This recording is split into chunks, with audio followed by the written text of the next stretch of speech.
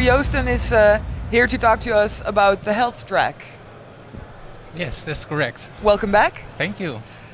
Yesterday you were pretty structured in your story actually, and your main focus was what happens with my data, my medical data, who gets it, and how do I make sure that it's used in the right way. So how did this develop today? Well, today I have more of a chance to really zoom in to the teams and the applications they're building and the solutions they were thinking of. Yesterday was more of a day of brainstorming and still getting to get to know each other in the team and working on their project. And I could really see today that they were working on their solutions and they're really coding and doing a lot of work. And I've seen some interesting developments in track health, so I would love to talk about it.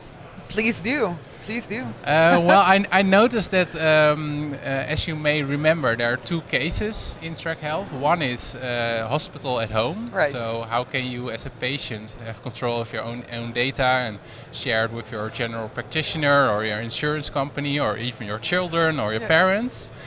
And I noticed that most of the teams working in that space are pretty focused on the problem. So one of the team members said to me, well, we developed a solution, and yeah, we were okay with our solution, but like the expert said, wow, that's really great, we really want to use this, and when is it ready, and when can we start? Sounds exciting. Yeah, it sounds exciting, but they were more really problem focused. And the other track is a research marketplace. So how can you share your data for research purposes? And there I found more new technology and some exciting, innovative things. So I'm not sure. Of course, like the hospital at home is really aimed at problem solving, and the second one maybe it's more prone to innovation. But to give you a couple of examples, teams are talking about artificial intelligence. So using artificial intelligence combined with blockchain technology, for example, to meet the patient's data with a researcher.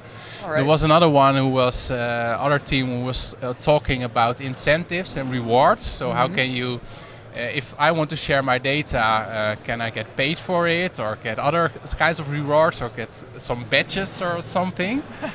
And in that same team, it was really interesting because they also said, well, we as users also train artificial intelligence. For example, when you go on the internet and you see a picture of a cat, and then you have to say it's a cat or it's a dog. So in that way you train artificial intelligence. And their vision is to use the same method as to train or as to use medical research. So also to use that kinds of things. So. And the third example was either there was one team who was thinking of building a project for both the hospital at home, but also the research marketplace. So there are a lot of things. A combination of both. Yeah. So it's really bold, but I'm hoping they get it off. So that sounds interesting. I talked to Jacob Mulder today, one of the Jedi in your track, and he actually gave off his own medical information to all the teams and told them, listen up, I want to know for sure that use this, but I want to know that what it is used for and that the people I give it to use it wisely. Have you seen in between the teams, do you see how they use this information? I've seen there are two there's also a toolkit from Lifelines which they can use, and I saw some of the teams really working smoothly with that and already integrating that in their packages. But I did not see the proof of concept yet where they were also working with Jacob's data. So maybe that's something for tomorrow. Oh, it is interesting. Well, in the end, obviously, everything is kind of works around the same idea of how to use data and how are you sure that it is used in the way that you want someone to use it, or actually give the right access to it, right? Yeah. That's the bottom line actually of all the teams. Yeah. That sounds good. So, I'll be asking everyone because we want to know what's up with the balloons. We know what's up with the balloons. They're a chain or a sign of progress. What's the status in the health department? How are they doing? How many balloons are there, and what's the best team so far? The best team so far is the team who's building the combination of both the research at home and hospital at home, and also the research marketplace. Nice. And they have 2 or 3 balloons, I think, which was quite surprising for me, because I thought, well, they're too ambitious and you should really focus on one thing. But they got awarded 2 balloons, so I think they're far so good. So far so good, yeah. Great. Yeah. And what are you looking forward to the most for tomorrow? Because we're nearing the end phase.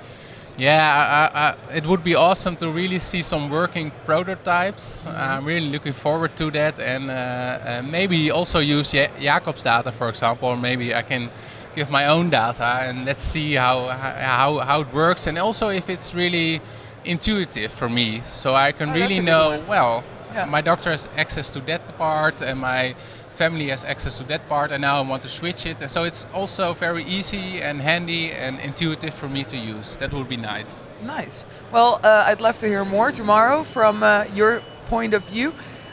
Your next article is online already, blockchangers.org. If you want to see more about the health track, look for the article under posts. I'd like to thank you for now.